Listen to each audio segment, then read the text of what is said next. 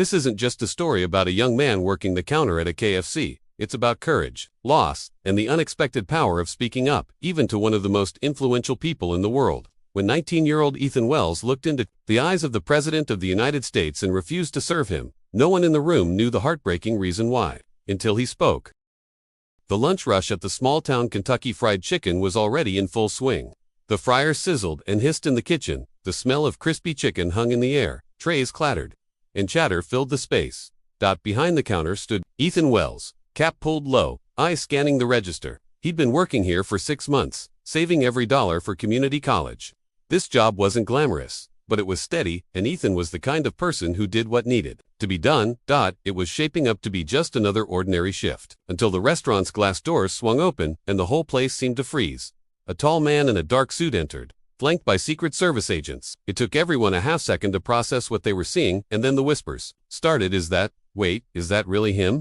Yes, it was Donald Trump, the sitting president of the United States, walking into their small-town KFC as casually as if it were a corner diner. Customers fumbled for their phones. A few gasped audibly. Dana, the restaurant manager, almost dropped the tray she was carrying. She leaned toward Ethan with wide eyes. "You're on register," she hissed. "Smile. This is huge." Trump approached the counter with his familiar confident stride, giving Ethan a polite nod. His tone was casual, as though this were just another stop on his day. "I'll have a 2-piece meal, extra crispy, mashed potatoes, and a Diet Coke." Ethan's hands hovered over the register keys, but something in him stalled. His pulse quickened. Every pair of eyes in the restaurant was locked on him. And then, in a voice calm but steady, he said something no one expected. "I'm sorry, sir, but I can't serve you." It was as though the air itself had been sucked out of the room. A ripple of shock passed through the crowd. Dana's jaw dropped. Even the Secret Service agents blinked in surprise. Trump tilted his head slightly, his voice more curious than offended. "You can't serve me." Ethan swallowed, feeling the weight of 100 stares pressing on him. "No, sir, not today. Not after." What happened? The room seemed to hold its breath. People glanced at each other, phones still recording but now held lower. This didn't feel like a political stunt. It felt personal. Dana rushed to the counter, forcing a tight, nervous smile. "Of course, we'll serve you, Mr. President," she said quickly, but Ethan didn't move. His eyes stayed locked on Trump's. Trump studied the young man for a moment, then leaned forward slightly, lowering his voice just enough to carry weight. "What happened?" Ethan's fingers tightened around the counter edge. His chest rose with a slow breath. "It's not about who you are, sir. It's about someone I knew. Someone who didn't get the chance to tell their story." The president's expression shifted curiosity, replacing his usual formal distance. "Go on," he said. Dana tried to interject, but Trump held up a hand without looking at her. "No, I want to hear him." Ethan steadied himself. "It's about my brother, Caleb. He was 19, like me, worked hard, dreamed big. He wanted to serve in the military, just like our dad served our community as a firefighter. But something happened to him. Something that started with something you said." The customers leaned in. The fryers in the back suddenly seemed louder. Trump's gaze didn't waver. "What happened to him, son?" Ethan's throat tightened. "He never made it to training, and the reason, well, maybe you didn't mean it the way it sounded, but it mattered to him. It changed something in him." Ethan's mind drifted back to a night in late 2019. He saw Caleb sitting on the couch, boots still on from a run, enlistment papers laid neatly on the coffee table. Their mom was in the kitchen, humming while she made tea. The TV played one of Trump's speeches in the background. Caleb had always been proud of his country. He didn't want military service for fame or recognition. He wanted it because helping and protecting was in their family's blood. But that night, the speech turned to the subject of the armed forces. Trump made an offhand remark about how not everyone is cut out for it, especially if they can't toughen up. It was a throwaway comment aimed at critics.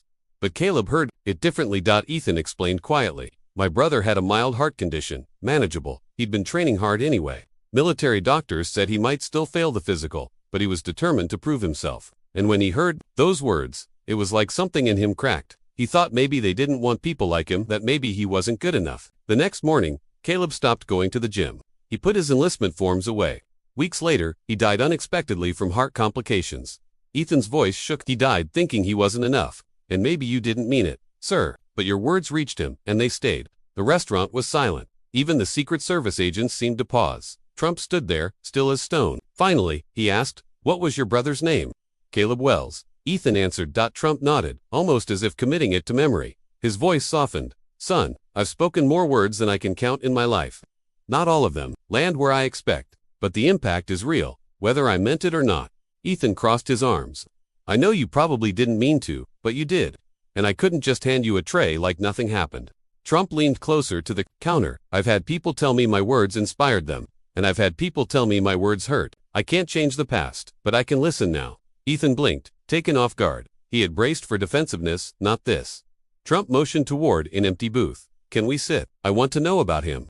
Not just the story, I want to know who he was. Ethan hesitated, then nodded. The Secret Service secured the area. Customers whispered and craned their necks as Trump slid into the booth. Gesturing for Ethan to join him, Ethan told him about Caleb, the neighbor's driveway he shoveled without being asked. His love for baseball, his hopeless cooking attempts, his quiet way of believing things would always get better. About how, after their dad died, Caleb stepped in to help their mom, to keep Ethan on track in school. Trump listened silently. When Ethan finished, Trump exhaled. Service isn't just wearing a uniform, it's living for others. From what you've told me, your brother lived that every day. Then, unexpectedly, Trump made an offer, a military appreciation event dedicated to Caleb. No politics, just his story. Trump's words hung between them, heavier than the hum of the fryers. Ethan studied him, trying to read whether this was just something polite to say or if he actually meant it. It's not about fame, Ethan finally said. I don't want people to think less of him because he didn't serve officially. Trump's voice was firm. No one should think less of him, and no one will, not if I have anything to do with it. Service isn't measured only in military terms. It's about how you live, who you help, the sacrifices you make. From what you've told me, Caleb lived like that every single day. Ethan didn't know what to say. This was the same man he'd seen on TV, usually with a sharp tone and fast words, but right now, his voice was quieter, steadier. Trump leaned forward slightly. Let's make it real. Not just a one-time thing. Let's hold an event in your town, in his honor. We'll invite veterans, recruits, young people who dream of serving. No political banners, no campaign slogans, just his story and the lesson it carries. Ethan blinked. You'd really do that? If you help me tell it right, Trump replied. Dana, the manager, who had been lingering a few feet away, could hardly believe what she was hearing. Mr. President, are you sure? Trump gave her a small smile and cut her off gently. Sometimes the right thing isn't the easy thing, Dana. Ethan hesitated. His mind ran through the possibilities, the good it could do, the risk of it being twisted into something political. Finally, he said, if we do this, it has to be real. No spin. Deal, Trump said without hesitation. That night, Ethan sat on the edge of his bed, the weight of the day still pressing on his shoulders. He dialed his mom. She answered on the second ring. Hey honey, long day, she asked, her voice warm but tired. Yeah, you could say that, Ethan replied. Trump came to KFC today. There was silence. You're joking. No mom, he ordered food from me, and I told him I couldn't serve him. What, Ethan? I told him why. I told him about Caleb, about that night he heard the speech, and he listened, Mom. He didn't get mad. He wants to honor Caleb, hold some kind of event for him. She was quiet for a long moment. Ethan could hear her take in a shaky breath. He wants to do that. Yeah, but only if we agree. No politics, just Caleb's story. Her voice trembled. Your brother loved this country, Ethan. If his story can reach someone else, someone who feels like they're not enough, maybe it's worth it. Ethan looked at the framed photo of Caleb on his desk. Yeah, he said softly. Maybe it is. The next morning, Ethan woke up to a flood of notifications on his phone. Videos from the KFC had gone viral. Overnight, headlines read, KFC worker refuses to serve president, the heartbreaking reason why. Journalists swarmed outside the restaurant. Dana, frazzled but protective, kept telling reporters, no comment.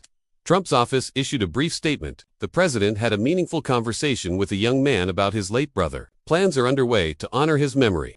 Not all messages were kind. Some people praised Ethan for speaking up. Others called him disrespectful. But he tried to focus on the positive. By lunchtime, the restaurant phone rang. Dana answered and mouthed to Ethan, it's him. Ethan hesitated before taking the phone. Trump's voice came through the line, steady and matter of fact. We're doing this. I've booked a community hall near your town. 2 weeks from now, your mom should speak you too. We'll invite veterans, recruits, and young people who want to serve. 2 weeks, Ethan asked. That's plenty of time to make it perfect, Trump said, and I'll cover every expense. When Ethan hung up, Dana asked, you okay with this? He nodded slowly. I think so. I just want it to be about Caleb, not about me, not about politics. Dana smiled faintly. From what I've seen, you'll make sure of that. The next days were a blur. Ethan and his mom gathered photos, letters, and small mementos that told Caleb's story. The living room slowly turned into a memorial, baseball gloves, school awards, his favorite worn hoodie. One night, Linda sat with a stack of letters Caleb had written to friends. He had this way of making people believe in themselves, she said softly, even when he didn't always believe in himself. That's what I want people to remember, Ethan said. That they began building the speech, not about loss, but about the way Caleb lived, about the weekend he spent fixing an elderly neighbor's fence without asking for payment, about how he once gave his last $10 to a classmate for lunch. One evening, Ethan opened one of Caleb's old notebooks. Inside was a list titled Things I'll Do After Basic Training. The first line read, "Tell Ethan I'm proud of him." Ethan stared at the words until they blurred. He closed the notebook gently, as if it were made of glass. 2 weeks later, the community hall was full. Veterans in uniform, young recruits, families, all gathered beneath a banner that read, "Service is more than a uniform." Trump arrived without the usual political fanfare. No campaign signs. No slogans. Just quiet greetings as he shook hands. When it was time, he stepped up to the microphone. "Today isn't about me," he said. "It's about Caleb Wells, a young man who lived with courage, whose life reminds us that you don't have to wear a uniform to serve your country." He introduced Ethan and Linda. Ethan stepped up to the podium, his palms damp. He glanced at his mom, who gave him a small nod. "Caleb was my big brother," Ethan began. "He taught me that strength isn't about how many push-ups you can do. It's about how much you can lift someone else when they're down." He told Caleb stories, the fence, the lunch money, the quiet acts of kindness. He didn't mention politics once. By the time he finished, there were tears in more than a few eyes, including Trump's. As the applause faded, Trump stepped forward again. "Ethan, I'd like to make an announcement," he said, motioning for Ethan to stand beside him. "We are creating a scholarship in Caleb's name, the Caleb Wells Service Award.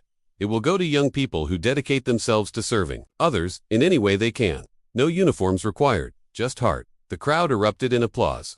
Linda covered her mouth, tears streaming. Ethan stared at Trump, stunned. Trump added, "Let this be a reminder that every act of service matters, and that words, mine included, can either build someone up or break them down. Let's choose to build." The story made national news. For once, the headlines weren't about division, but about unity and compassion. Applications for the scholarship poured in within days, from small towns, big cities, and everywhere in between. Ethan went back to work at KFC, but things were different now. Customers came not just for chicken, they came to share their stories. One night, a teenage boy approached him shyly and handed him a letter. "I'm applying for the scholarship," he said. "I didn't think I mattered much until I heard about your brother." Ethan smiled and slipped the letter into his pocket. "You matter," he said simply. Months later, the first scholarship was awarded to a young woman who had started a free meal program in her community. Linda presented it herself. Ethan watched from the audience, a strange mix of pride and sadness in his chest. Afterward, Trump found him. "You kept your promise," he said. "So did you," Ethan replied. Over the next year, the scholarship funded dozens of community projects, gardens, literacy programs, animal rescues. Each recipient carried Caleb's name into their work. On the second anniversary of Caleb's passing, Ethan visited his grave and placed the scholarship's annual report beside the headstone. "Look, Caleb," he whispered, "you helped a lot of people this year. Guess you're serving after all." Ethan often thought about that day at KFC, about how refusing to serve a meal had started something bigger than either of them could have imagined. The moral was simple: words matter. And so does the courage to tell someone when theirs have hurt you. In the end, it wasn't about politics. It was about people, about turning hurt into hope, and silence into something worth hearing. And somewhere, in the quiet of a small-town KFC, that truth still lingers. Just like the memory of a young man named Caleb Wells. Today we're reminded that words have weight. They can build someone up or quietly break them down. And sometimes, the smallest act of courage can spark something far greater than we ever imagined. Ethan turned his pain into purpose, and, in doing so, kept his brother's legacy alive for the world to see. What would you have done if you were in his shoes? Tell us in the comments below.